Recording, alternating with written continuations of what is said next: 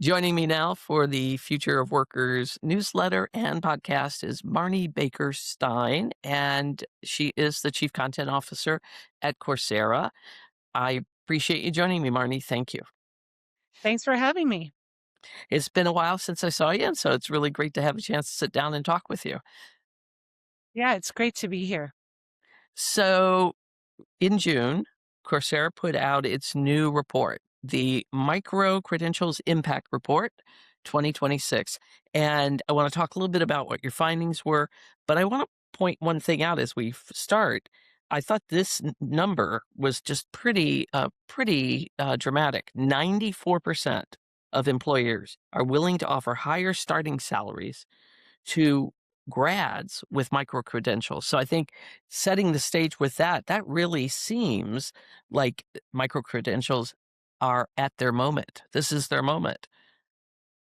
Yeah, I think it was 92%, but it's a Oh, really big number. And what we've been seeing as we've been tracking this over time is that we're seeing more and more of an uptick on employers' sort of readiness and sort of requirement that future employees are coming to them not only with degrees, but with credible evidence of what they can do. And that often looks like a micro credential, whether it is a micro credential from Coursera, or whether it is a professional certification, or whether it is a portfolio piece that they've worked on, that sort of credible, verified skills that are aligned with that job role are becoming really critical in getting that first job in particular. at a time when a lot of people are really concerned about entry level workers getting into big jobs today, especially right out of college. I think that's a really big concern.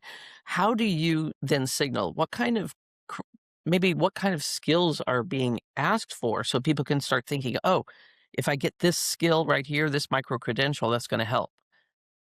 Right. I think that's important. Like, micro credentials aren't automatically valuable, just Mhm. because they're short or they're aligned with skills. They become valuable when they're tied to the skills that a particular employer is really looking for. And when they are recognized by credible institutions or other employers, and they include meaningful practice or assessment or performance-based proof that they really have learned. And so we do our work on a daily, weekly, monthly basis to track the skills that the labor market is looking for, not only in the US, but globally. And of course, the number one skill that is in very high demand across disciplines and domains and industry sectors is AI, like AI and applied AI, agentic systems, how AI is used in management, how AI is used in transformation. This subset of skills, of course, is really hot, but that's not the only set of skills that employers are looking to validate. There is a whole broad range of skills that they're looking for proof that the potential employee has, from tech to data to business. And our job at Coursera, actually Coursera plus Udemy, is to keep track of that skills demand and make sure we're working with the best university and employer brands to offer those learning experiences to our global learner population. I've spent a lot of time talking to employers and people who really study, what employers are asking for in the job market. It seems that employers want that AI ready worker, but I don't know if they've really quite decided yet how they're using AI within their own businesses. Are you seeing any of that? Have you seen any evidence of that? Oh, absolutely. It's such a fast moving space, first of all. So, how any business is using it against any function, against any team, against any role, like, is shifting all the time. So, some of the things they're looking for with AI are basic AI foundations, um, familiarity with and experience using some of these more durable tool sets that are coming out in the AI world.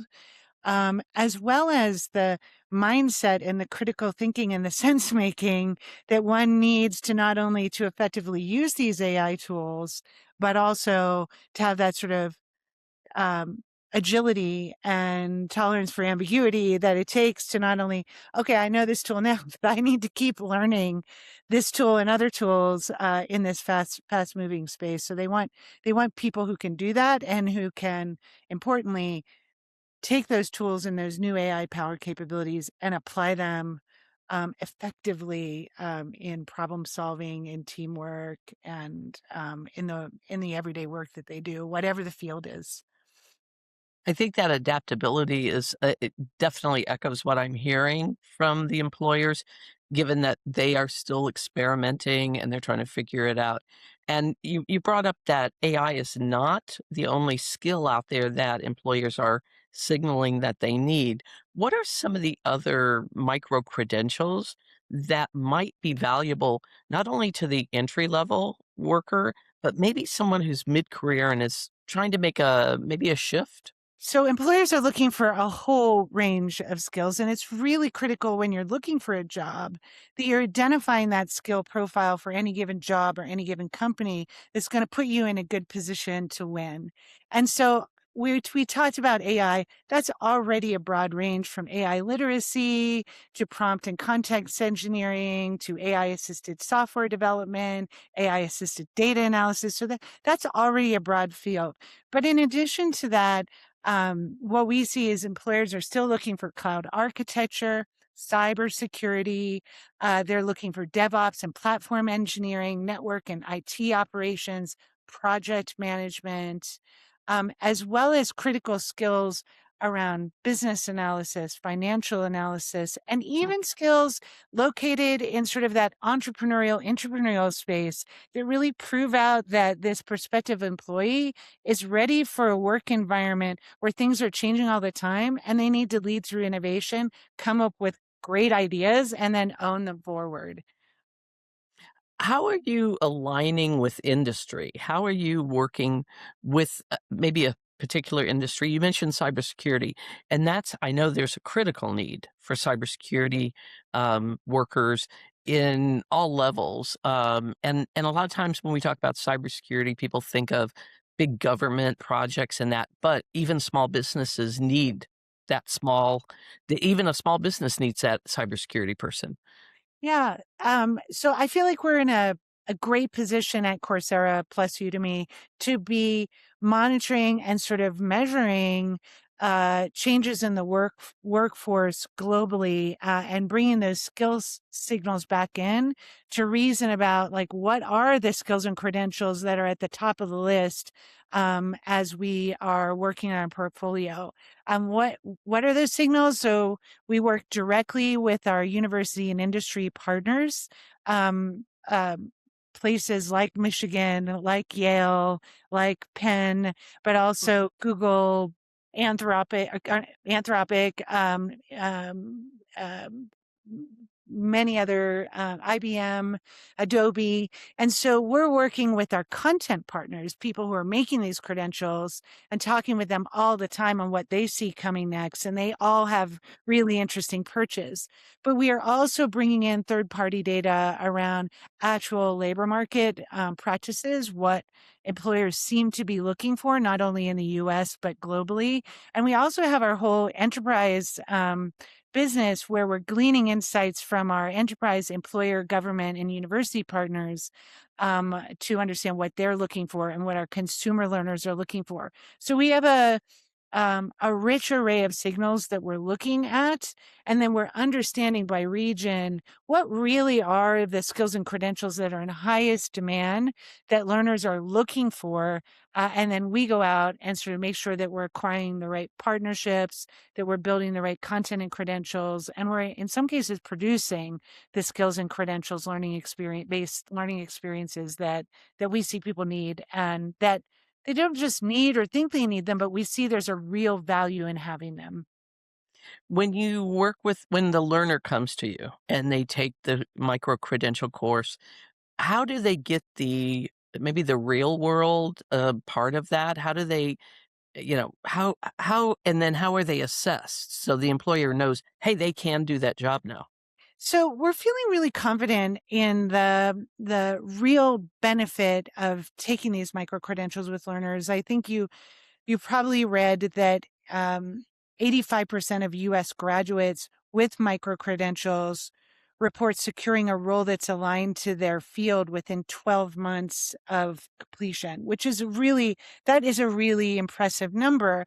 And what I think is most important to understand about that is that when we create these micro credentials with our trusted partners like Google, like IBM, and others, um, we are identifying the job skills, the tasks, the teamwork that a person has to do if they are an entry level or a mid level project manager or data analyst or attack and defense specialist. And then we're backing into a learning experience that is not only, introducing them to the field, but actually getting them engaged in the work that they're going to have to do with hands-on projects, with labs, with role plays, and with other interactive pedagogies that we think are critical in order for us to make the claim that they're ready. What I'm super excited about at Coursera plus Udemy is that we're getting better and better at this over time with the help of AI. It's allowing us to experiment with new pedagogies that really are super interactive and personalized and contextualized in ways that we could have never dreamed of doing even just a couple of years ago. I just had a thought. Is there any kind of skill that you've seen over the last, I don't know, year or two, or Coursera has identified that you're no longer teaching because it's not needed? Have you ever noticed a pattern there? We do track that very closely. So we look at the life cycle for a given skill um, very closely because we do not want to be out there promoting skills that are not in high demand or that are stale, that have become stale on the shelf. Mhm. So that's pretty much a consistent process for us. Where that is most relevant is in like fresh tech skills, cybersecurity, AI, where that technology is evolving so quickly that we have to be on it on a monthly, quarterly basis to make sure that the content that we're providing is not, you know, last quarter's news. In other cases, with enduring skill categories, whether it's critical thinking or writing or communication, those are constantly being updated. But a lot of our older content is actually still really great, and we really believe that it deserves to be in front of learners. Everywhere still. So I think there's a big difference between fresh tech and more enduring human skills in terms of the shelf life of those skills and our kind of need to manage that shelf life. So, Marnie, what are a couple of critical and compelling findings in the report that you would also like to share? Obviously, there's a great upside for um, prospective employees in what this report sort of shares with us. But I think what's also important is that on the employer side, employers are saying that micro credentials really demonstrate improved productivity in the first year of a hire.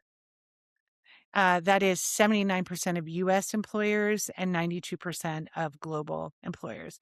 And I think that's important. Employers want to hire quickly and they want those new employees to on-ramp as quickly as possible. And what employers are saying is that micro-credentials help them do that at a velocity that they just haven't been able to manage before. I think that's a critical finding of the report.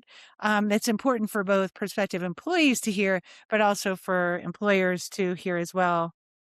And I think the final thing that I would point out is that what we're also seeing across the board is that academic leaders globally, I think over 80%, or at least 8 out of 10 of them, every 10 of them, are starting to see that it's really critical, regardless of the discipline that a learner is in a university, in a degree program, whether that's French literature or economics or engineering, that these complementary industry aligned, workforce aligned, employer aligned skills allow those learners to stand out when they graduate in a very competitive field. And so we're seeing more and more interesting work being done at universities to integrate these micro credential pathways for credit into their degree programs so that learners are getting windows into the jobs that are out there and that they're more able to